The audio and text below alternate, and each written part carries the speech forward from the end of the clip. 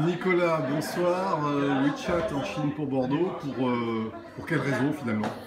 Parce que pour parler à un Chinois, si on lui parle avec Facebook, Twitter, Google, on ne lui parle pas, puisque c'est des outils qu'il ne connaît pas, qui n'existent pas dans son pays.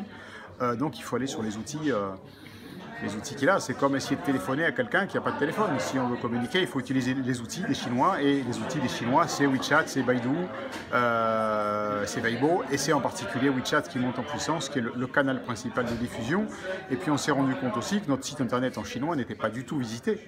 Tout simplement là aussi, parce que d'abord, ils n'ont pas l'habitude d'aller voir des sites internet classiques. Et encore moins des sites étrangers qui sont en plus ou moins bloqués par les firewalls du régime. Et la Chine, c'est un marché important pour Bordeaux? Pour l'instant, alors ils sont passés en 5 ans de pratiquement 0 à, je crois, 6e ou 7e nationalité. On sait que ça va encore progresser. De plus en plus d'abord de Chinois, de milliardaires chinois achètent des châteaux à Bordeaux. Le mot Bordeaux les fait rêver. Et puis de toute façon, il y a de plus en plus de Chinois qui voyagent dans le monde, y compris en France. Et donc on sait qu'à Bordeaux, nous allons en avoir de plus en plus. Donc on avait besoin de trouver un canal pour communiquer avec eux.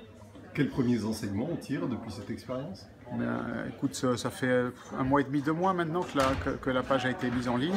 D'abord, premier enseignement, c'est qu'on voit à l'accueil maintenant, quand on a des Chinois, dès qu'ils voient le QR code WeChat, ils le scannent, donc ils vont sur notre page et ils savent qu'on peut communiquer dans leur langue, ce qui n'était pas le cas avant. Et ensuite, on a déjà des taux de connexion qui sont plutôt on va dire dans la fourchette haute par rapport aux autres pages WeChat françaises. Donc ça confirme effectivement que la marque Bordeaux a une résonance en Chine. Vous êtes fait épauler par des Chinois pour cette opération? Alors on s'est fait épauler par une agence franco-chinoise qui s'appelle Europass, qui est basée à Paris et à Shanghai, et qui travaille aussi également beaucoup avec Atout France en Chine. Donc il y a un vrai savoir-faire, et qui travaille également avec Paris, notamment avec pas mal de structures parisiennes. Donc il y a un vrai savoir-faire, on va dire franco-chinois. Merci Nicolas.